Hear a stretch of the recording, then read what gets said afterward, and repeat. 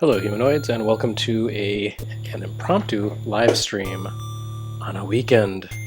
And it looks like no one's actually watching this, so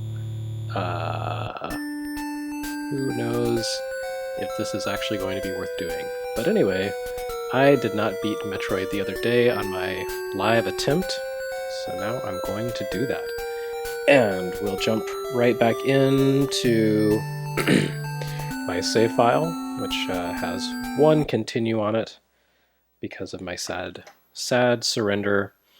And this time I know where I'm going. I'm going to go down to Ridley's lair, blow him up, and then find the mother brain, and hopefully manage to blow her up instead of failing miserably. That's a tough fight though, so we shall see.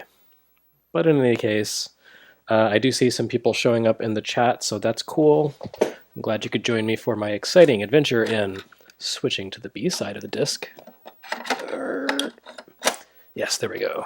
Okay, so I have some coffee, and like I said on Twitter, I've checked a map. That's the coffee, and the map is in my brain, so please enjoy. Omachi kudasai.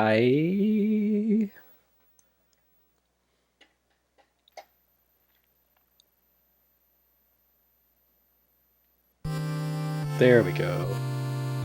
All right. So yes, of course, today is the 30th anniversary of Nintendo's Metroid, the original Metroid's release in Japan, and it looks like my progress has carried over, including the screw attack, and why am I going left? That's ridiculous. I don't need to go left. Yes, all my stuff is carried over, and I can beat the game in celebration of its 30th anniversary, so hopefully that works out. This of course means Samus Aran is now 30 also, and looking as sprightly as ever despite her age. It occurs to me that Nintendo hasn't done anything interesting or worthwhile with Metroid in 5 years, since Samus was 25, which makes me wonder if they're observing the Christmas cake rule, the horrible axiom in Japan that says, like a Christmas cake, women are spoiled after the 25th. Isn't that terrible? Samus is still awesome, and they need to make more games with her, so screw you, Christmas cake rule. You're horrible and sexist, and I hate you.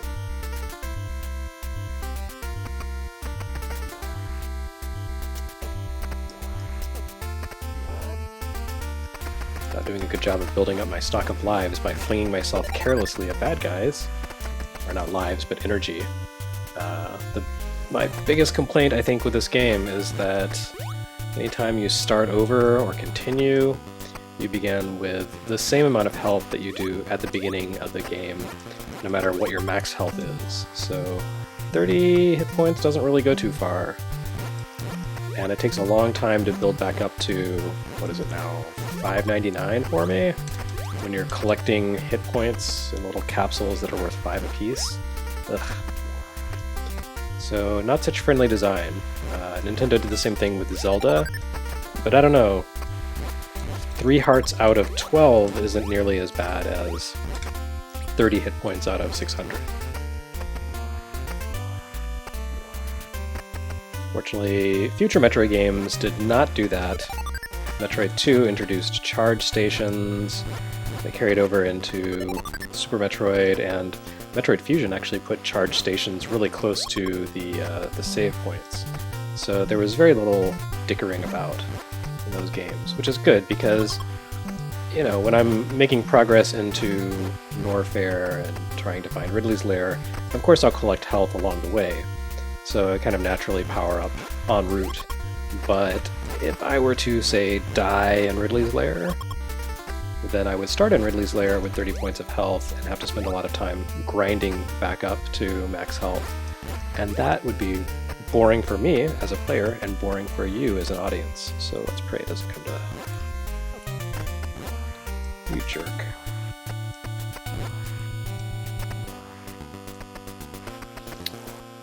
So I've traversed these areas many times already on this stream series. But it's always so fun to watch this endless, repetitive elevator shaft, right? I guess there's only so much you can do with 128 kilobytes, or however big the game was.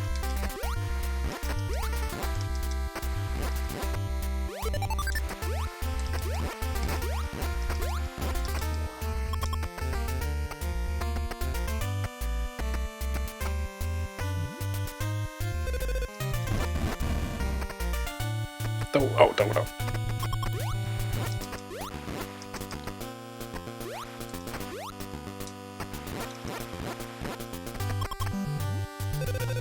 Since I'm trying to stock up on health right now, I'm not doing the careless thing where you just fling yourself down the shaft, because sometimes you hit things and take damage, and that would be counterproductive.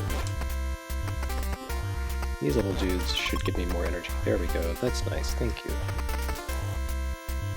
Oh, I see more people joining the chat, although not actually chatting.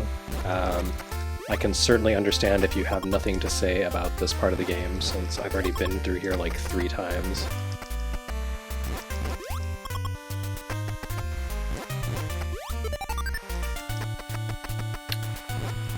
So is anyone doing anything special to celebrate Metroid's 30th birthday?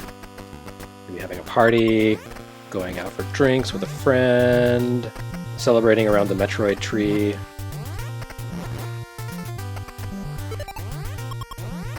Ah. The nice thing about Brinstar's area, the Brinstar area, is that once you have the Varia, enemies take away less damage than they drop in terms of health pickups, so you can be a little sloppy and it's okay. But once you get out of here, then you need to step up your game.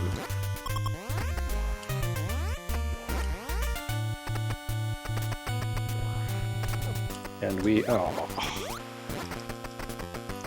almost out of here. Jean-Marc Dung says, Hi. Welcome to the stream.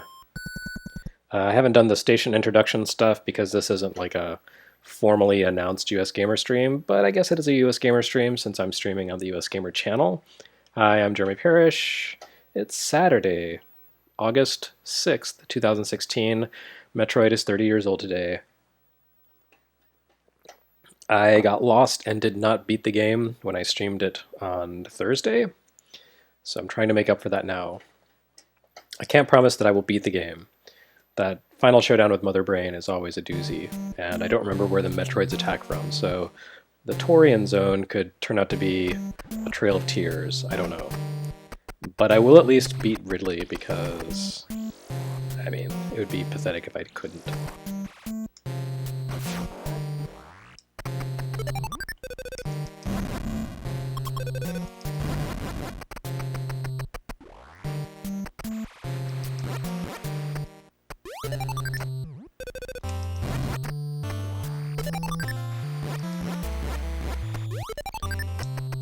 The idea of playing this game on a live stream is kind of daunting, just because it is pretty unforgiving, and as you saw Thursday, it's pretty easy to get lost. Some of the battles can be kind of tough, so it's not a game that I've played a lot recently. It's you know, one of those from the dusty annals of my mind. So as I said the other day, I'm relying a lot on muscle memory, which clearly only goes so far.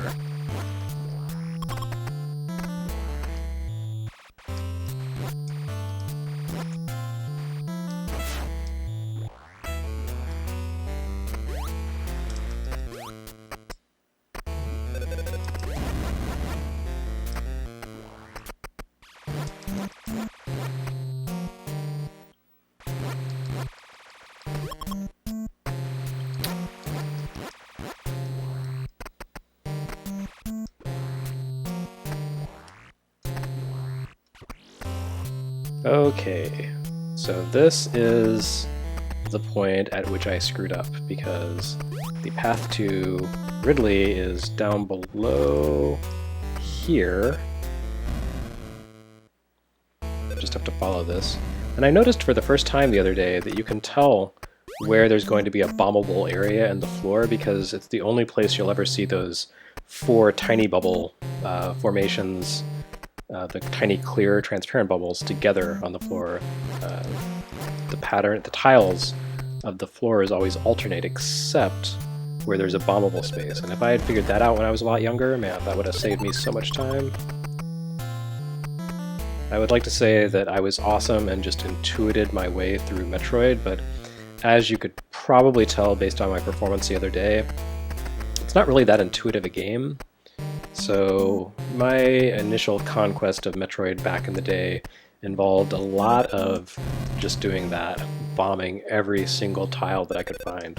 Did the same thing with Zelda too, although eventually with Zelda I realized, oh wait, there's only one bombable space per screen, and that saved a lot of time. Metroid has no such kind rules. So... oh, you suck. Oh wait, that's as far down as I want to go. That's right. This is it. This is the route to Ridley.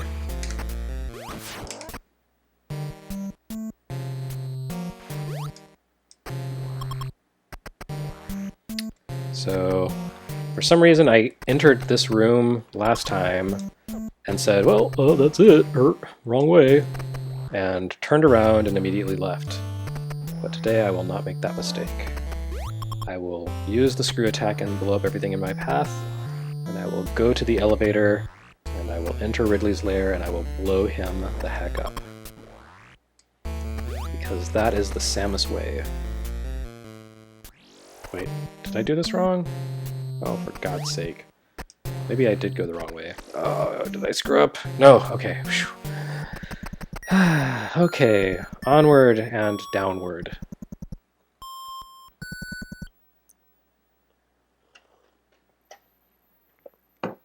Sadly, they hadn't come up with a really cool, like, primitive tribal drum music that was in Super Metroid's Ridley area, and has shown up in most of the Metroid games since then. So you'll just have to deal with whatever music is down here. I actually don't remember. And I have my volume really far down so that you don't get feedback and echo.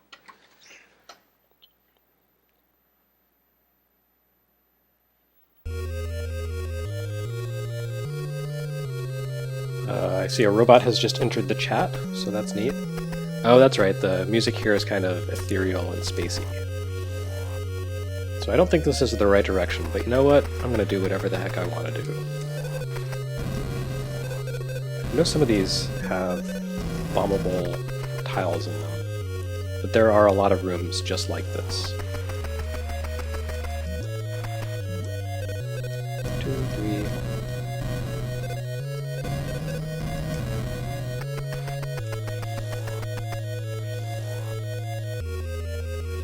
Oh! That always makes me so angry. Oh! You bastards. Frickin' watermelons. That's right, you better give me 20 points of health. That's what I'm talking about. Whoa! It's Deskigas! Which I think is supposed to be Death Gigas. But, you know, romanization of imaginary names and imaginary words from Japanese is always a little weird, so who knows if that's actually supposed to be a Death Gigas. It could just be Deskiga. I cannot speak to authorial intent when I was not the author of this game.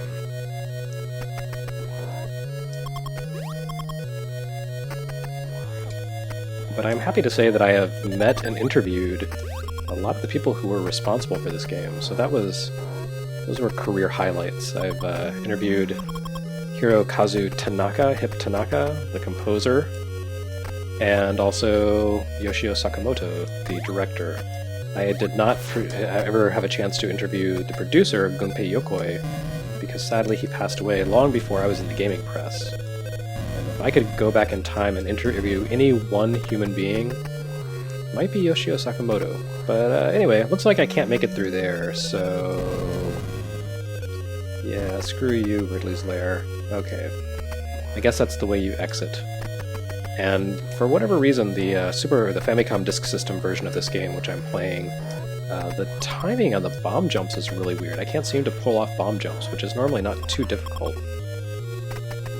And for everyone who thinks that Doom and Quake invented grenade jumps, you're so wrong. You know nothing. You know nothing. Grenade jumps were invented here with bombs. So, back the other way. Still feel like there's something in one of these. But maybe not. Oh cool, a bunch of people have just joined the stream. Hello everyone. Thanks everyone for joining. Wow. I'm glad you also have nothing better to do on a Saturday than dick around with Metroid. Or, in this case, watch someone else dick around with Metroid.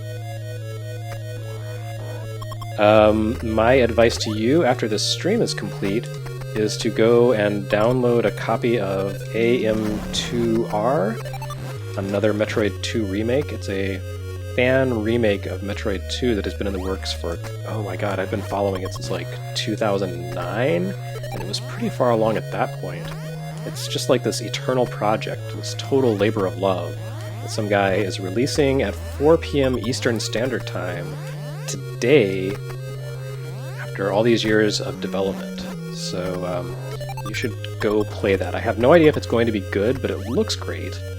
And unfortunately it's only on Windows, which I don't use, so I'm actually thinking about buying a copy of Windows and installing it on a partition on my Mac so that I can play a fan remake of a Game Boy game in 2016. Because everyone needs to have priorities. On the plus side, it looks like my mission to restore my energy without grinding is going along pretty well. Even if there are these stupid bees who keep flying out of pipes. You know, it never really occurred to me that this game also has pipes, like Mario, but they're used in a very different way.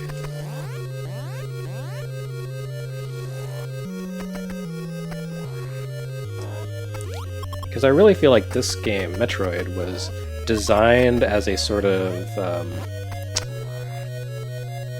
like an attempt to sort of combine Mario and Zelda's sensibilities and design. Like Metroid, or Mario-style platforming, Zelda-style adventuring, and item collection, and powering up, and so forth. Exploration, discovery. Ugh, I keep doing this! Ridley, why did you design your hideout so poorly? It's not friendly to visitors. I'm gonna get OSHA after Ridley. Have some talks with him.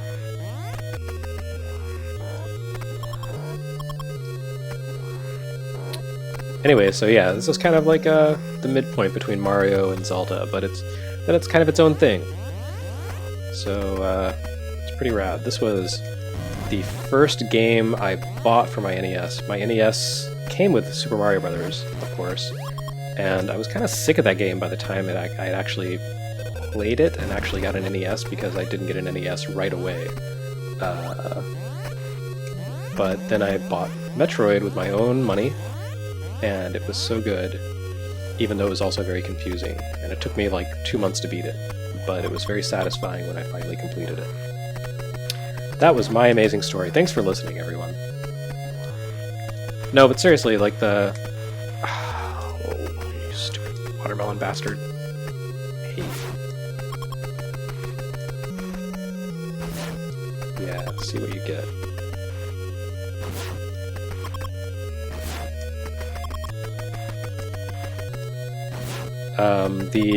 My experience with Metroid really shaped my taste in video games.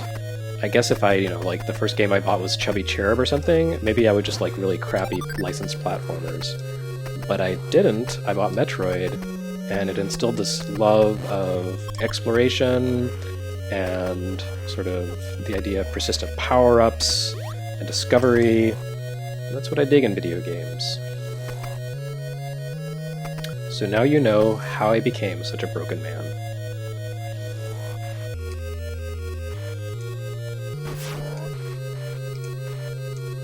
Did you hear that guy? He sounded so weird when he blew up. The Disk System sound effects, even though I've played This is my second session, or third session actually, with the disc system. But the sound effects in this game, this version of the game, still weird me out. After, 25 years of, more than 25 years of knowing the original NES version of Metroid, the crazy sampled sounds and stuff in the Japanese version are bizarre. And here we go. So let me show you something kind of crazy about Ridley. His fireballs actually are effective. Look at that, they change their direction to home in on me. In the American version, there was some sort of design or programming glitch, so when you shoot at Ridley, or when you come into Ridley's room, his fireballs always follow the same arc from the moment you step into the room.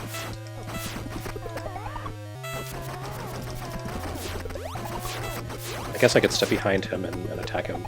But anyway, so there's two patterns that Ridley's fireballs can describe in the American version of Metroid. They're either high or they're very shallow. And if you get the high arc, then it's basically impossible to lose because you can literally stand under the arc of the fireballs and just shoot the crap out of Ridley. This seems like a very unhelpful room. But I think there's something good at the other end, so I'm just going to jump into the water and say the hell with it. There we go. Did I say water? I meant lava. Anyway, so that's a programming glitch in the American version with Ridley, and it makes him a joke. But in this one, as you could see, the fireballs actually were following me around. So that was pretty rad. He's still super easy. I think he's actually easier in this version than in the American version. But at least there is a little bit of, need to respond and strategize. Slowdown is messing up my aim. There we go. Oops. And as you can now see, I have a crap load of missiles because beating Ridley gave me an expansion, a massive expansion to my missile max. So I can blow up everything with impunity. It's cool.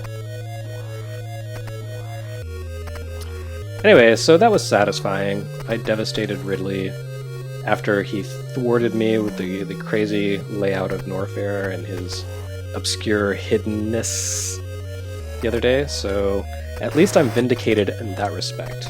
And my health is now maxed out, so there's not really any reason for me to explore the rest of Ridley's hideout. At this point, I can really just... I can really just head on to Torium and take on the Mother Brain and her retinue of horrible little Metroids. Oof. Assuming I can survive that long. Good God, these guys are just destroying me. And I don't have to be conservative with missiles, so suck it.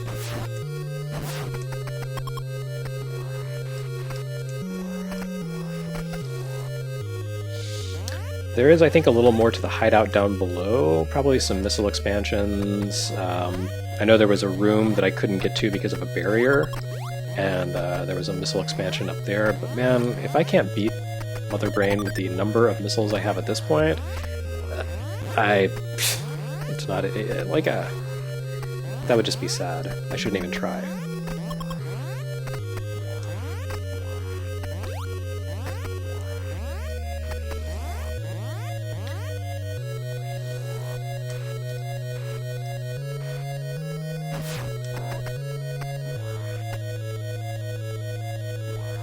So at this point, there's more backtracking. And actually the fastest way to get to Torian is to die here and restart the game, but then I only have 30 health points, and that would require a lot of grinding. I feel like it's probably more interesting to watch me just retrace my steps than for me to stand around shooting bees that come out of pipes until my health is full. So that's what I'm doing. So once again, you get to see the same scenery all over again.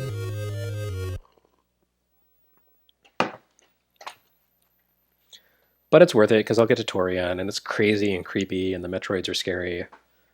It's good stuff.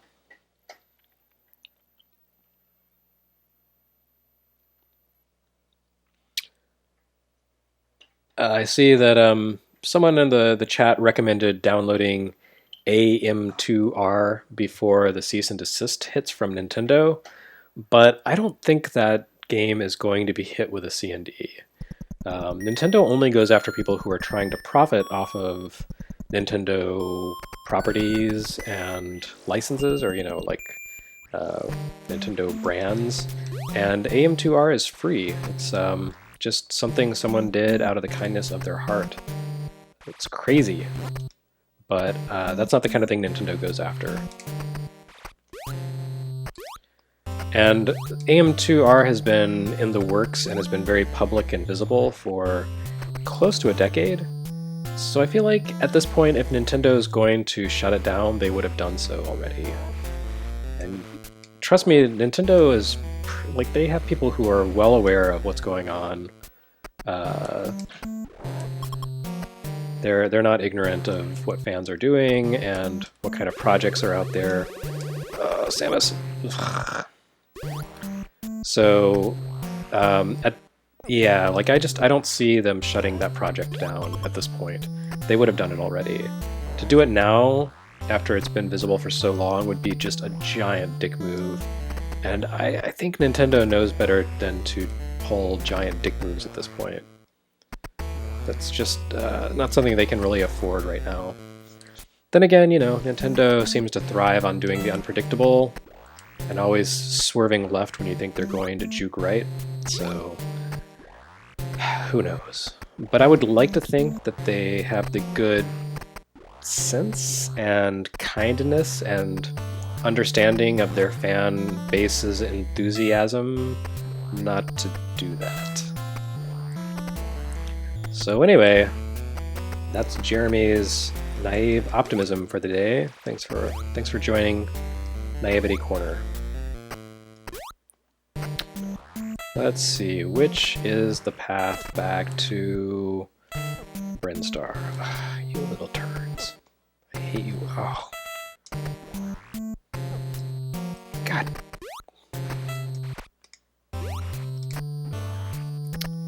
You know the little fire jets those things shoot out behind them? Kind of makes them look like Bernie Sanders. It's weird.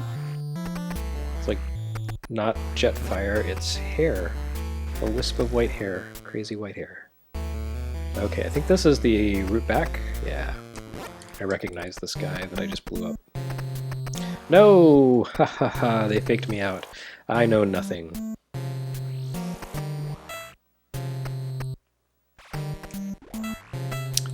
Thanks for the stepping stone, Bernie. Okay, it's this guy that I was thinking of, probably. Then again, who even knows? Was there this thing along the way? No. God. Alright, I'm looking at a map again. Jeez. This friggin' game, man. I tell you what. Okay, so I passed it. It's down 2 doors. Right.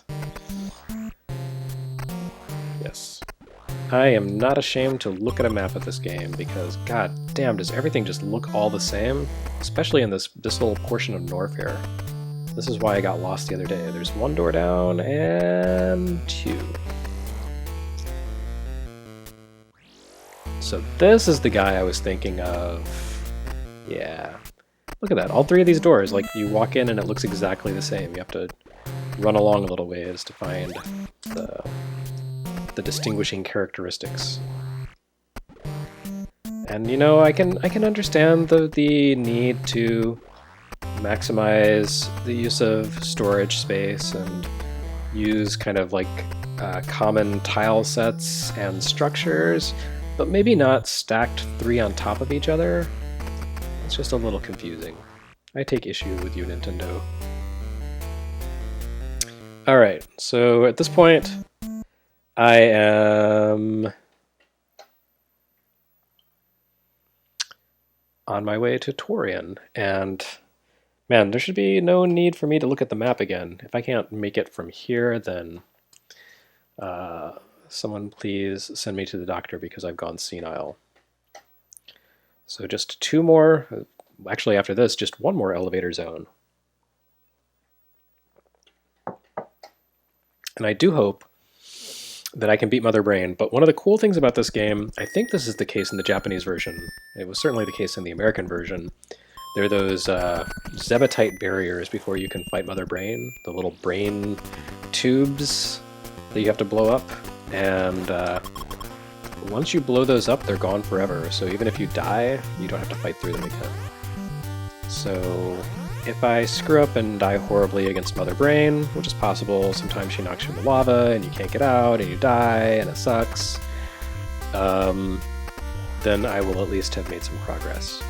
So I'll give it a second shot if it comes to that, but hopefully it won't.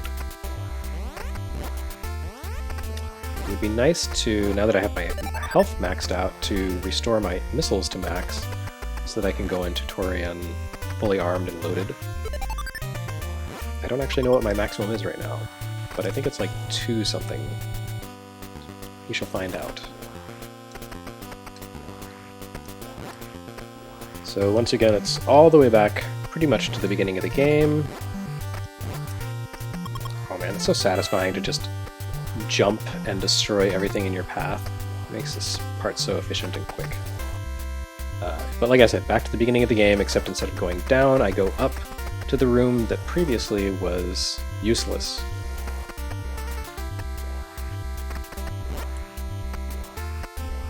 Missiles, please? Missiles? Anyone? Kind of okay for health. Ugh. Oh, I'm not. What the hell is up with that? I guess I can only spin jump through a single enemy at a time? It's kind of weird. Or maybe these guys just hate my... What the hell?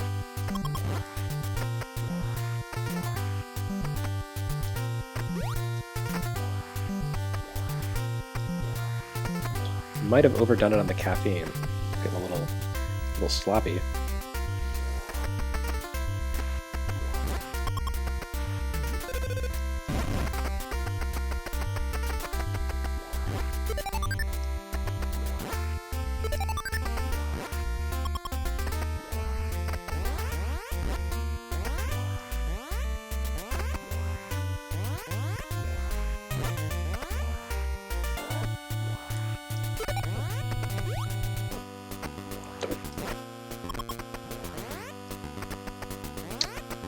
And here we go. The mystery moment. So there's a way to actually cheat and skip past this without destroying the 2 bosses, but I didn't do that. So there we go. And now it's on to the final zone. Wish me luck, kids.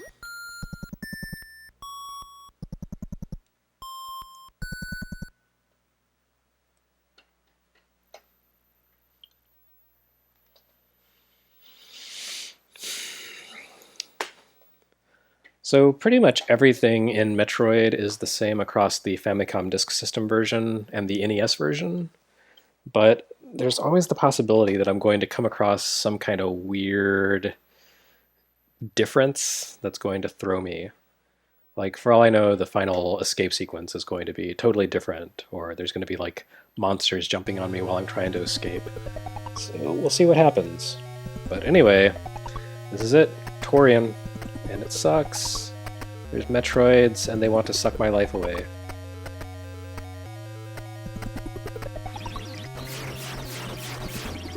And the only way to beat them is to advance slowly, freeze them, and blow the hell out of them. This is not an area where you want to go quickly.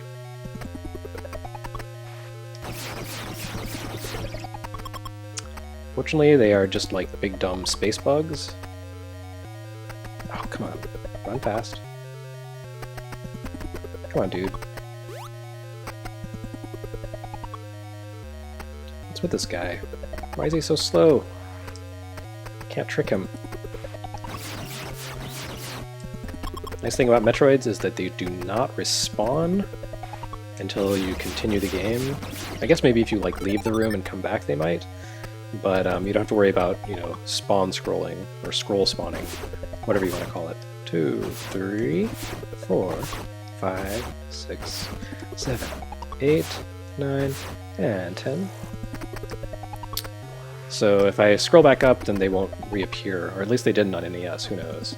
And here we go with the cheap hits, these things that attack you while you are in a door and unable to move forward and do anything to avoid them.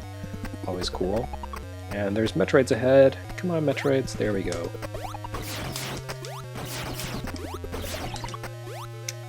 Magic combo. Ice Beam, 5 missiles. I really like the way they did this area in Metroid Zero Mission, the remake, because they kind of assumed you knew what was up, so they did a lot of little things to kind of fake you out and trick you and change the way the Metroids move and attack and the placement.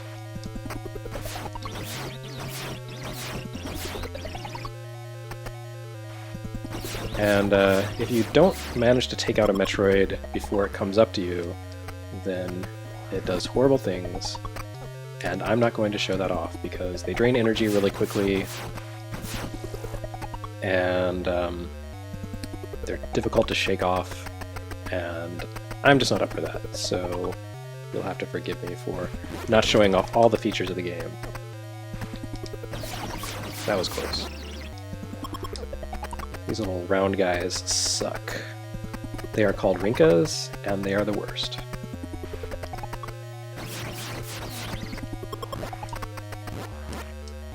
And these Metroids need to start dropping some missiles for me. Because I've used up like 60 missiles shooting them, and they are not being generous with the replenishment.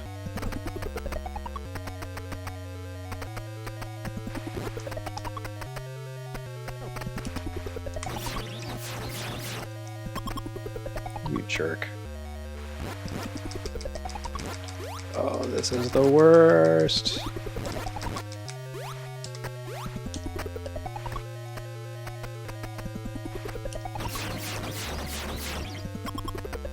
Come on now. Oh. I feel like their speed is a lot more variable in this version. 2, 3, 4, 5. And I think this takes me into... No, it doesn't take me into the Mother Brain's room. Never mind, there's more than I remember. And I'm starting to get a little stressed out.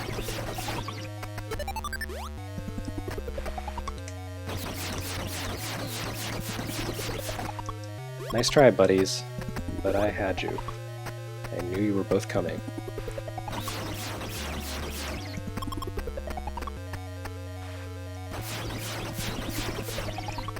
Slow and steady wins the race, and prevents you from having your life sucked away by space jellyfish.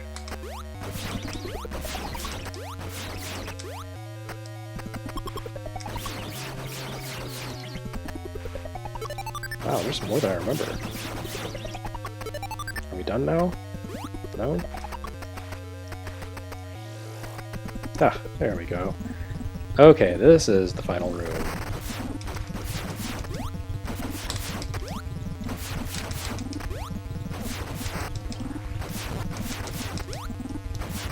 Just blow up, there we go. Good times, good times.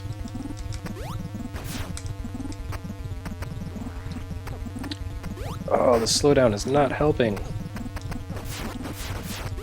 And also the terrible damage physics. Oh, God damn it.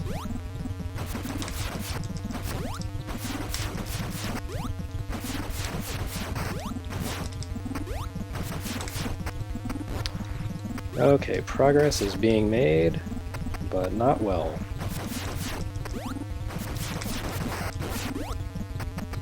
No! Ugh. We're getting there.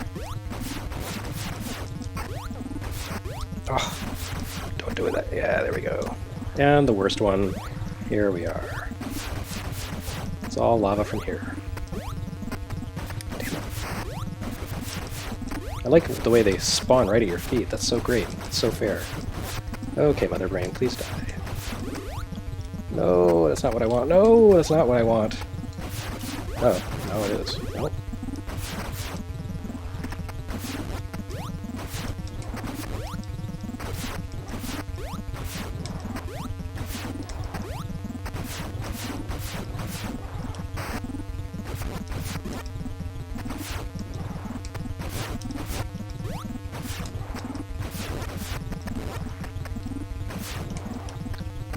Oh, this is going to be one of those her or me things. I guess I could freeze those little guys, but that just causes more trouble than it's worth.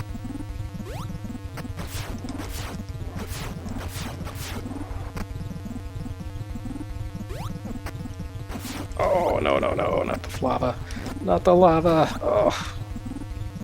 No. I was doing so well. Samus, get out of there! Oh, God.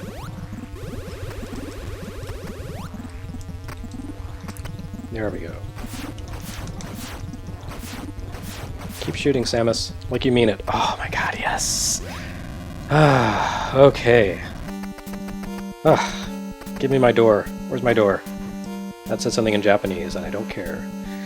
Alright, here's the tricky part. It requires a lot of really steady control, which of course is difficult to do when you're a bundle of nerves, because you just beat a really stressful battle. But slow and steady wins this race also. The trick here is to jump directly up so that your spin attack doesn't jump. Oh, it doesn't activate like that. That's what you don't want to have happen. So just keep going slowly up the shaft. This game is so full of shafts. It's like a 70s funky movie about exploitation of other races. Oh, did I do it? Am I there? Ah, okay, well, congratulations. Thank God. That's really anticlimactic. I was not expecting a load screen right there, but I guess it makes sense. If it tells me to flip the disc side, I'm going to flip something, but it's not going to be the disc.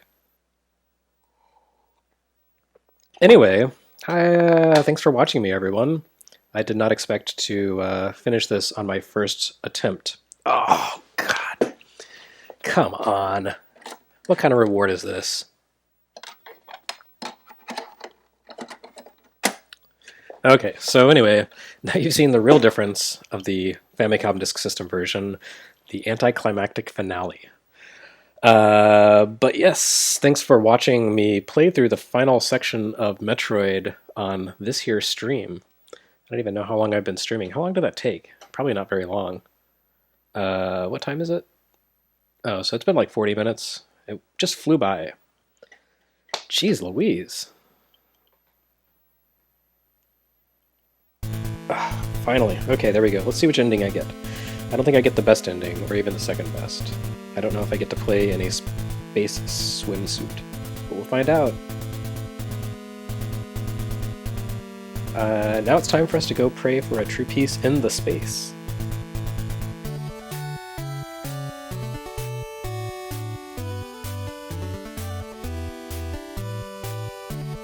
Oh, I did it! Well done, me. Beat the game. I guess it's in less than 3 hours, so huzzah! Now we can see Samus in a leotard as she blows up the galaxy. Rollo asks, what determines which ending you get? What determines the ending you get is entirely based on how long it takes to beat the game. Oh look, Kiyotake. He's the designer of Wario. I didn't realize he worked on this. That's cool. It's been a long time since I've actually watched the credit roll on this. Anyway, so yeah, if you beat the game, I think in less than an hour, or is it 90 minutes, then you get the super sexy ending, where Samus is just wearing a bikini. Less than 3 hours, you get the ending you just saw.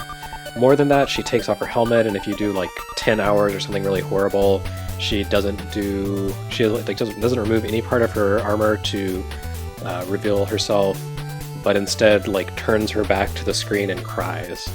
So you should feel really bad if you don't beat it quickly. There's so many cool people here. Satoru Okada was the designer of the Game Boy hardware along with Gunpei Yokoi. I think he also designed the Game Boy Advance and the DS. Don't quote me on that. Anyway, yeah, great game. Still pretty fun, even if it is a little confusing and obtuse in places. But I think it holds up pretty well. And certainly an important game for me. So I'm glad I was able to dust off my video game skills and play through the entire game, even if I did have to look at a map and take a break midway through. So let's see Samus in her other outfit after the game loads. Oh, never mind. Push start button. Are those bags of money? That's so awesome. Why does Samus... Oh, because she's a bounty hunter, and she got her bounty. That's great. I had no idea. That's cute. Okay. So... I'll play just a few minutes of Zero Suit Samus, if you want to call her that, although that's not actually what she is. And if you're really awesome, like I said in the last stream, you can beat the game without getting the Varia, and if you do that, then Samus has a different color scheme in her space leotard, and with the Varia on, she has green hair, but naturally she's a brunette. So if you see someone playing as brunette Samus, then you know they're either awesome or found a really good password online. But of course, you can't do that on the Famicom Disk System version because it has the save feature. So there are no passwords. There are no Justin Bailey or whatever. You have to play it the hard way and go without cheating.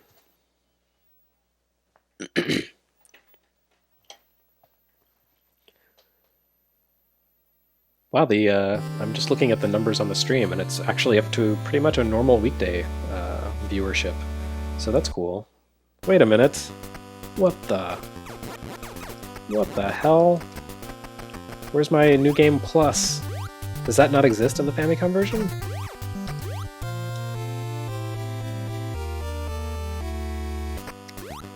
I feel like I've been cheated. I don't have all my cool stuff. Like my long beam and my screw attack and my Varia. I'm just starting over from the beginning. What's the point? What's the point? What is the point, I ask you? Well, that's lame. Okay, so this is just the beginning of the game, which you've already seen. So I'm going to call it a day here. This is my stream. Thanks for watching. Metroid is now 30, and in 1 hour, exactly 1 hour, Metroid 2 Remake Project AM2R, that's another Metroid 2 Remake, AM2R. Look it up, download it, that goes live in an hour, and looks to be the kind of zero mission that Metroid 2 never got, at least not officially. So I'm looking forward to trying it out. It's for Windows and Linux, I think. So if you have one of those computer things that are all the rage these days, you can play it. And yeah, I'd love to hear people's opinions. I have to find some way to play it myself since I use a Mac, because I'm lame. So anyway, thanks again for watching this US Gamer stream. I will be taking next week as a personal vacation, but I think I'm still going to stream, so look for some Super NES 25th anniversary stuff next week. And what else? I bet someone's going to stream No Man's Sky, and probably someone will stream Project AM2R, as a matter of fact. So look forward to a cool week of video streams from US Gamer.